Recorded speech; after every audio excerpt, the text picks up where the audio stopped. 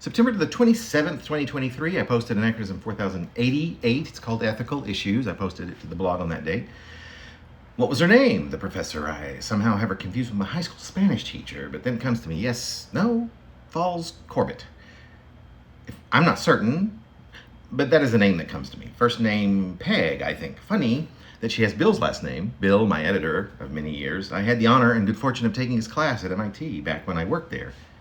And then I feel the connection. He wrote an autobiography called Furthering My Education. Did he not? Yes.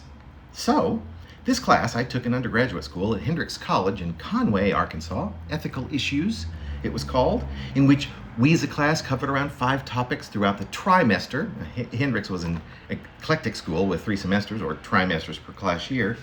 At least back in those days, I believe I read somewhere recently that this is no longer the case. 5 topics laden with controversy, topics that you fell on one side of the fence or the other. Inevitably, hopefully, we were just college students. I mean, perhaps my classmates had much better developed values than I did, but as I like to say, I was a late bloomer, and I doubt I was firmly on either side of the fence on any of the issues. I can only recall 2 of them, which were abortion and the death penalty. I do know we each had to write an essay, which clearly stated our opinion based on any research we did on the subject, a coherent argument, either for or against. It turns out that I did have a pretty solid opinion about abortion rights, just a basic but solid opinion, but on the death penalty, I did not. But using logic, a method of deduction that I'd inevitably dub my religion, I came to the conclusion that no one person or people should have the power to determine whether any person, incarcerated or not, should be put to death. That I remember. I'm not sure why I'm writing about this class this morning, and of course I have no idea why it came to me shortly after I was awake.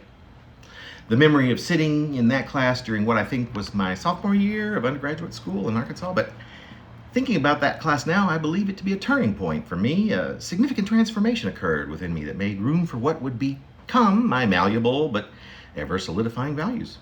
Those most important issues we face as humans, or that I face anyway. I was a good student before that class, as in my grades from mid-elementary school through graduation and on into my first year of college hovered around near perfect. But as for my education, I'd say that it began with that class. It's been a long and winding road ever since, but one thing has remained true.